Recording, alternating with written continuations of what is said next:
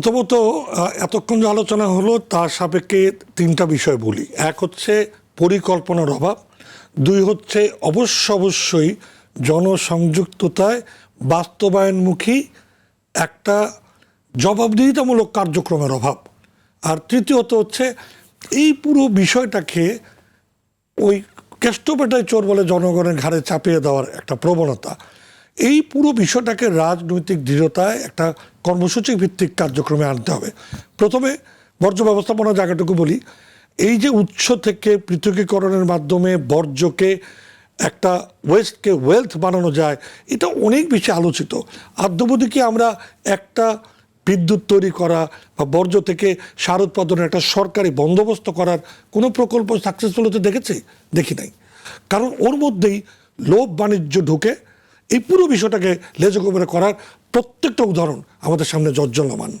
দ্বিতীয়ত, এই উৎস বর্জ্য ব্যবস্থাপনা করবেন সেইখানে কি আসলে সিটি কর্পোরেশনের নিয়ন্ত্রণ রয়েছে, নাকি প্রান্তিক মাস্তান প্রান্তিক রাজনৈতিক কর্মীদেরকে পুনর্বাসন করা বা তাদেরকে ওই কার্যক্রমের ওই বাজারে তাদেরকে পুরো বাজারটা ছেড়ে দেওয়ার মধ্যে দিয়ে বর্জ্যকে আসলে তাদের ব্যবসার কার্যক্রমে পরিণত করা, তাদের খেলনার জায়গা পরিণত করা।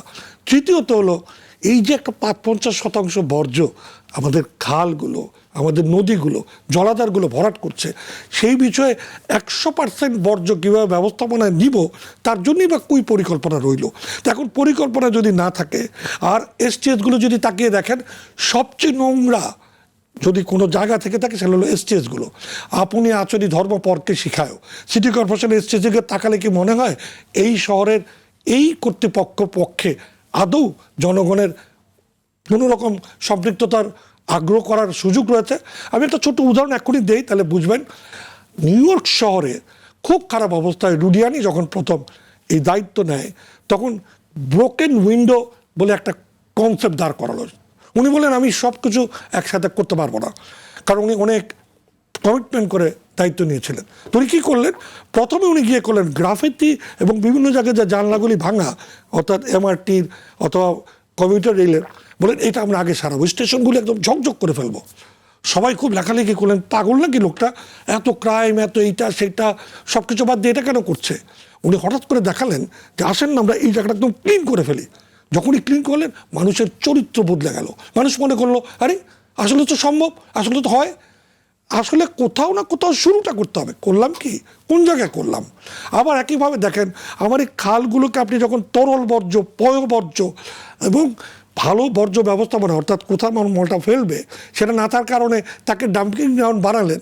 এখন আপনি সেটার জন্য একটা সামগ্রিক একটা নীল নকশার নীল পরিকল্পনা করা দরকার, যেটা আমরা ব্লু নেটওয়ার্ক পরিকল্পনা বলছি। অর্থাৎ বৃষ্টির রহমতের পানি পড়বে, সেটা ধীরে ধীরে কিছু পানি নিচে যাবে, কিছু পানি গিয়ে জলাধারে নামবে, খালে গিয়ে হাজির হবে, খাল আবার পরিষ্কারভাবে সেটা নিয়ে আবার বড় জলাধার থেকে পাম্প স্টেশনের মাধ্যমে, যেহেতু বাঁধ বানিয়েছে পশ্চিমে, আবার অথবা নদীর সাথে একটা সংযোগের মাধ্যমে চলে যাবে। এই পুরো পরিকল্পনার ছকটা কোথায় না করেছে ওয়াসা? বছরকে বছর প্রতারণা করেছে, করেছে। সিটি কর্পোরেশন কিন্তু এখনো পর্যন্ত করে নাই। এবং আমি খুব খুশি হলাম সিও সাহেব বলছেন যে উদ্যোগটা নিয়েছেন। এই উদ্যোগ ছাড়া যে কোনো টাকা খরচ করা অপচয়, জনগণের সঙ্গে প্রতারণা। বর্জ্যের জন্য যদি এই অবস্থা হয়, এবার আসেন গ্রিন সিটি। যে কোনো জায়গায় গাছ লাগালেই হবে, সে গাছের যত্ন নিতে হবে না? আমি গাছ রোপণ করলেই হবে, লালন করতে হবে না? আমরা অনেকবার রিপোর্ট করেছি এই যে সড়ক বিভাজনের ভিতরে যে গাছগুলো লাগানো হয়েছে, মানে এই তো ভয়াবহ জোচ্চুরি। আপনার এয়ারপোর্টের কাছে দেখবেন বিভাজনের মধ্যে কিছুটা ঢালাই দিয়ে এক হাত জায়গা রেখে কোনোভাবে একটি গাছ লাগিয়ে দিয়েছেন, যাতে ওটা মোটামুটি ৫-৬ মাস বেঁচে থাকলেই হবে। এরপর মরে গেলে তো আবার টেন্ডার, আবার আপনার এক একটা গাছের দাম ২,০০০ টাকা করে ধরে আপনার বিল করে দিতে হবে। আপনি যখন নির্দিষ্ট ঠিকাদারি ওই কাজ পায় না। আপনি যদি সকল নাগরিক সেবাকে, আপনি যদি সকল নাগরিক সেবাকে বাণিজ্য হিসাবে দেখেন, সকল নাগরিক সেবা, এর আগে তো আপনার দেখেছি বিগত আপনার স্বৈরাচারী সরকারের সময় যে বনসাই গাছ পর্যন্ত সুদূর চীন থেকে আপনার আমদানি করে আনা হচ্ছে, এক একটি গাছের দাম ৭০-৮০ কিংবা ১.৫-২ লাখ টাকা করে ধরা হয়েছে। এবং রাস্তার দুপাশে এয়ারপোর্ট রোডে, মানে একটি জায়গায় কতভাবে চুরি করা যায়, কিভাবে লুটপাট করা যায়, সেটা অনেক উদাহরণ কিন্তু আমাদের সামনে রয়েছে। তো এগুলো তো আপনাদের চোখের সামনে ঘটে, আপনারা কিছু বলেন না? সিও মহোদয়ের কাছেই সুনির্দিষ্টভাবে এটার উত্তর চাই। ধন্যবাদ। আমাদের ঢাকা দক্ষিণ সিটি কর্পোরেশনে আপনি দেখতে পাবেন যে আমাদের মিডিয়ানগুলোকে আমরা যেভাবে আসলে সাজিয়ে রাখা দরকার, সেখানে কিছু ঘাটতি আছে, এবং এই ঘাটতিগুলো আমি বিশেষ করে ঢাকার মূল শহরের যে মিডিয়ান গুলো আছে সেখানে হয়তো কোনো কোনো জায়গায় আমাদের ফেন্সি আছে, কোনো কোনো জায়গায় নেই। এবং আপনি যেটি বলেছেন যে পরিকল্পনা অনুযায়ী গাছ রোপণ, সেখানে আমার তো বড় গাছ লাগানোর সুযোগ নেই। আমাকে এরকম গ্রিনারি গাছ লাগাতে হবে যেটি রাউন্ড দি ইয়ার সাস্টেন করে। আমরা দেখেছি যে আসলে রাইট, যে গাছগুলোতে খুব একটি যত্ন নিতে হবে না এবং আমাদের দেশীয় গাছ, বিদেশ থেকে ইম্পোর্ট করা গাছ না। জি না, আপনি আপনি জেনে খুশি হবে যে আমরা ইতিমধ্যে কিন্তু বেশ কতগুলো মিডিয়ানে, প্রায় 28 কিলোমিটার যে মিডিয়ান আছে সেগুলো কিন্তু প্রায় চায়না টগর থেকে শুরু করে সুন্দর গাছ লাগিয়েছি। কিছু গাছ হয়তো মরে গিয়েছে, আমরা পরিচর্যা আমরা করছি। আমাদের দক্ষিণ সিটি কর্পোরেশন আওতায় আপনি দেখতে পাবেন যে যে গাছগুলোকে আমরা রোপণ করেছি সেগুলো কিন্তু আমরা সেইভাবে কিন্তু পানি, শুষ্ক অংশে পানি দেওয়ার ব্যবস্থা করেছি। এবং আমাদের পানি দিলে হবে না তো, আবারও আমি আপনাকে বলছি, আল্লাহর হস্তে আপনি এটা একটু আপনার যারা রাস্তায় এইসব নিয়ে কাজ করে তাদের সাথে যাবেন কিংবা দেখবেন, আপনি পানি দিলে হবে না তো, ওর নিচে তো শিকড়টা যেতে হবে, ওখানে তো মাটি থাকতে হবে। তো আপনারা তো কোনোভাবে আল্লাহর হস্তে কাজ করে দিয়ে আসছেন যাতে এগুলো মরে আবার টেন্ডার করে আপনারা গাছগুলো কিনতে পারেন। আমি সরাসরি বললাম, আমরা একাধিক রিপোর্ট করেছি এগুলো নিয়ে।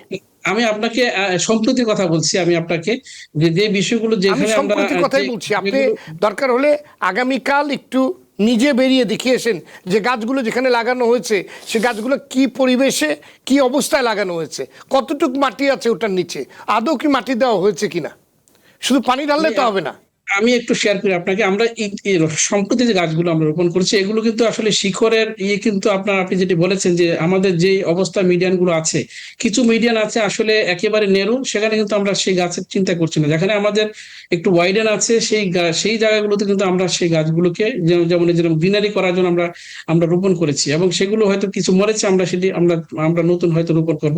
তবে সবচেয়ে আপনারা জেনে খুশি হবেন যে আমরা কিন্তু এই গাছগুলোকে আমরা ঢাকা দক্ষিণ সিটি কর্পোরেশন যে আমাদের যে আপনি যেটা বলেছেন যে টেন্ডারের প্রক্রিয়া, টেন্ডারের মাধ্যমে যেগুলো আমরা করছি, সেখানে হয়তো আমাদের যারা কাজ করছে কিছু হয়তো দুর্বল থাকতে পারে। বাট এইবার যেটা আমি উদ্যোগ নিয়েছি আপনাকে আমি বলি সেটি হলো যে আমাদের জনগণকে যারা আসলে এই মিডিয়ানগুলোতে সবুজ করতে চায়, অনেকে আছে, অনেক বিজ্ঞাপনী প্রতিষ্ঠান আছে, একটা উদ্দেশ্যে তারা বিজ্ঞাপন স্থাপন করে, কিন্তু আমরা এবার তাদেরকে সম্পৃক্ত করেছি যে না, আমরা যাদেরকে এই সমস্ত জায়গাগুলোতে আমরা মেনটেনেন্স করার জন্য এবং সবুজায়ন করার জন্য তাদেরকে অনেকগুলো কন্ডিশনের মাধ্যমে কিন্তু আমরা জনগণের সম্পৃক্ত করেছি এখানে, এবং তারাই কিন্তু ভবিষ্যতের ক্ষেত্রে এই গ্রিনারিটাকে কিভাবে সুন্দর রাখা যায়, গাছগুলো কিভাবে সুন্দর রাখা যায়, আমরা দেখেছি ঢাকা দক্ষিণ সিটি কর্পোরেশনের কথা এসছে, সেখানকার কথাই বলছি।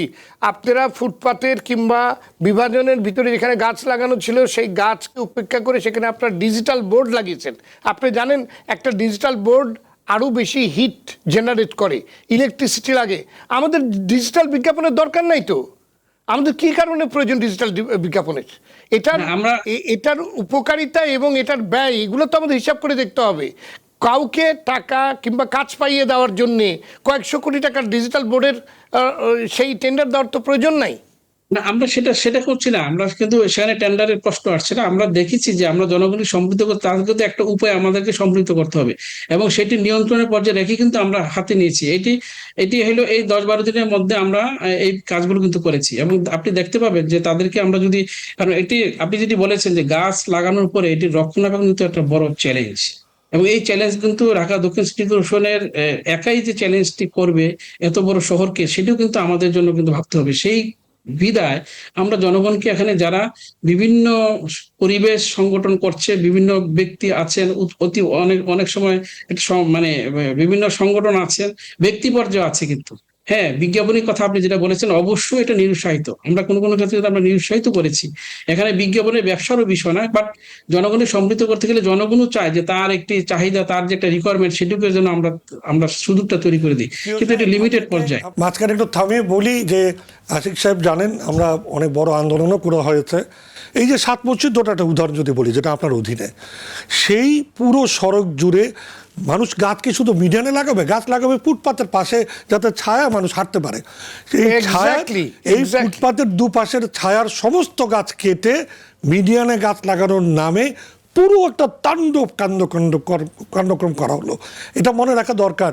কোথায় কি গাছ লাগবে। এবং আপনি একটু আগে চায়না গোলাপের কথা বললেন, আমরা কিন্তু আমার উপস্থাপক একটু আগে বলছিলেন যে দেশজ গাছ তাহলে কি করবে, কোন গাছ কোথায় লাগানো যাবে এটার জন্য হর্টিকালচারিস্ট রয়েছে, বন বিভাগের অনেক দক্ষ বন কর্মকর্তারা রয়েছেন, গবেষক রয়েছেন, তাদের সাথে একটু পরামর্শ করি না। এবং যে গাছগুলো অক্সিজেন দেবে, এই নগরী পুরো ঢেকে পাকা করে ফেলেছি, হিট আইল্যান্ড তৈরি হয়েছে, কার্বন তৈরি হচ্ছে প্রচুর, তাহলে কার্বন শোষণ করে অক্সিজেন দেবে এরকম গাছ লাগাই, কোথাও কোথাও ফুলের বাগান করি, কোথাও আচ্ছাদন করি।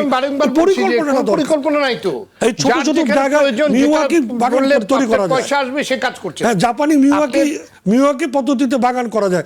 মুশকিল হচ্ছে কি জানেন, এটা যে একটা পরিকল্পিত যাত্রা। আমি একটা উদাহরণ এখানে বলে রাখি, Bangladesh institute of planners, architects, বন বিভাগের বন কর্মকর্তার অ্যাসোসিয়েশন এবং বাপার নেতৃত্বে আমরা উত্তর সিটি কর্পোরেশন একটা নীতিমালা তৈরি করে দিয়েছিলাম, যে একটা নীতিমালা করেন কোথায় কি গাছ কেমনে লাগাতে হবে।